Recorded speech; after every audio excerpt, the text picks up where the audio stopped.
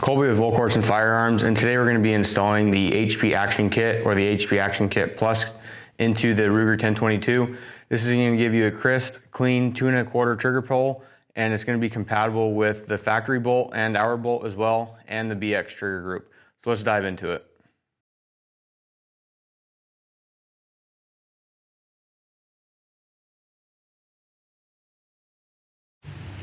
For this installation, you're going to need a rubber mallet, a 3/32 and a 5/32 punch, as well as a 5/64 Allen wrench.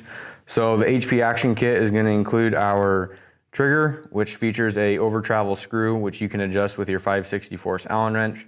It also comes with our disconnector, our sear, and our sear spring, which is already contained with the pin.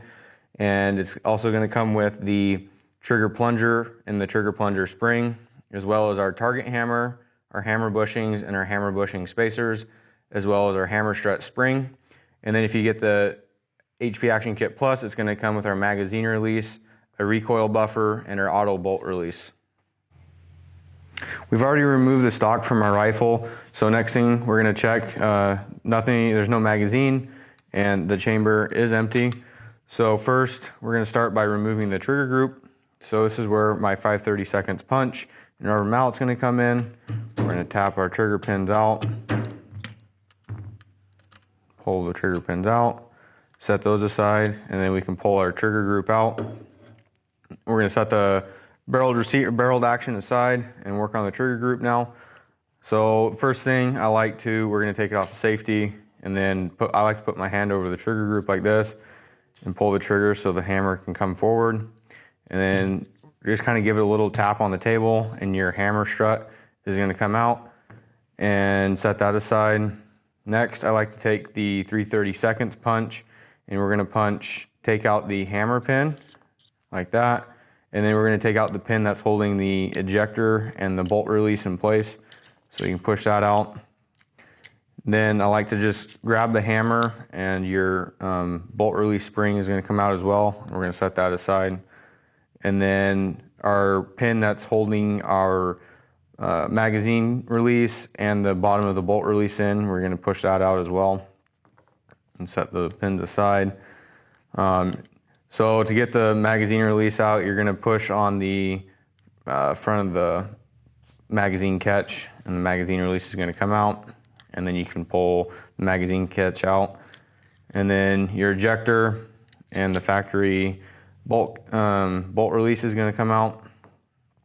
Next, we're going to remove the trigger, which has your sear and your disconnect in. So we're going to push this pin out right here. Be careful because the sear is under spring tension, so I kind of just like to put my finger right here on top of the sear and pull that out. And then you can just slide the trigger out like that. We're just going to set everything aside. And then we're going to remove our trigger plunger and our plunger spring. Just kind of give it a little tap. Spring's going to come out. Now we have all the factory components removed from our trigger housing. So now we're going to go ahead and start with putting our HP Action Kit and our HP Action Kit Plus into our trigger group. So we're going to take our trigger and get that ready. But first we're going to start by putting our trigger plunger spring and our plunger in. So we're going to put the plunger spring and then the plunger in like so.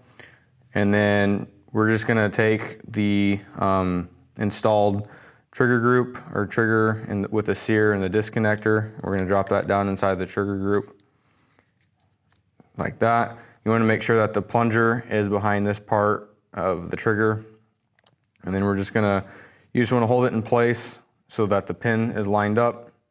We're going to take our trigger pin, we're going to push that through. Make sure everything's lined up. There we go. Push that through. And this is just our trigger keeper pin, so you can set that aside. Next, we're going to take our hammer, our target hammer, and install our hammer bushings on. So we're going to take the longer one and put it in the right side, and then take the shorter one and put it on the left side. And then we're going to take our bolt release spring, and we're going to make sure that this jagged end is going to be on the bottom. So we're going to put this on the hammer bushings like that. We're going to drop it down into the trigger group, and then we're going to take our hammer pin and put it in just like that. Next, we're going to take the auto bolt release, and I like to take the bolt release spring and bring it up like this, and then we're going to drop the bolt release down in there like that. And we want to make sure that the bolt release spring is sitting on top of the auto bolt release. And then I just like to hold it in place with my finger like this. And then we're going to take the pin and we're going to put it in just a little bit so we can put the ejector back in. So next we're just going to put the ejector, line it up, and drop it in the slot. And then you're going to have to push the top of the bolt release spring down and then push that pin through like that. Next we're going to take our magazine catch and install it back into the trigger group. So we're going to push it in like that and keep it held, just hold it in place with your finger. And then we're going to take the magazine release and we're going to slide that into the bottom here. And you're going to make sure to line up the holes. And then take the last pin that we have and we're going to drop that into that slot. Most likely it's going to stop about this far because it's going to hit the bolt release. So we're going to flip it over and just kind of give the bolt release a little wiggle so that pin can go through. Sometimes you're going to have to give a little tap, so we'll use our rubber mallet. Once we get that in, we're just about done with installing the HP Action Kit Plus. Next, we're going to take the hammer strut and we're going to remove the factory spring and put the included spring on. This can be a little tricky because the spring is a little stiff, but I like to just grab right here on the spring and we're just going to push down and we're going to take this clip and slide it off and then slowly release the spring. And then we're going to take our spring, drop it back on like this. There is two little notches right here. That's where the clip is going to sit in place. So just keep that in mind when you go to put the clip back on. So this can, like I said, it's going to be a little tricky, but we're going to push that spring down and slide that clip back on like that. So with that, we're going to install it back into our trigger group. So we're going to take it off safe, put it on fire. We're going to pull the trigger and pull the hammer forward. Next, we're going to take the hammer strut and drop it into the trigger group, line it up with that hole there in the back, like that. And then we want to make sure that it is lined up inside of this little slot in the back of the hammer. Go ahead, reset the trigger, pull the trigger, make sure everything's functioning properly. So if you want to adjust the overtravel, this is where you use your 5/64 Allen wrench. And we're just going to go ahead and screw it in, and you can set it to wherever you'd like. Just you don't want to go too far, or else the trigger is not going to work correctly and it won't fire. So it's good like that. So now that we've done everything in the trigger group, we're going to set that aside and go back to the barreled action. We're going to remove the factory recoil buffer. This one, just going to push it out. Sometimes you're going to have to use your rubber mallet to punch it out.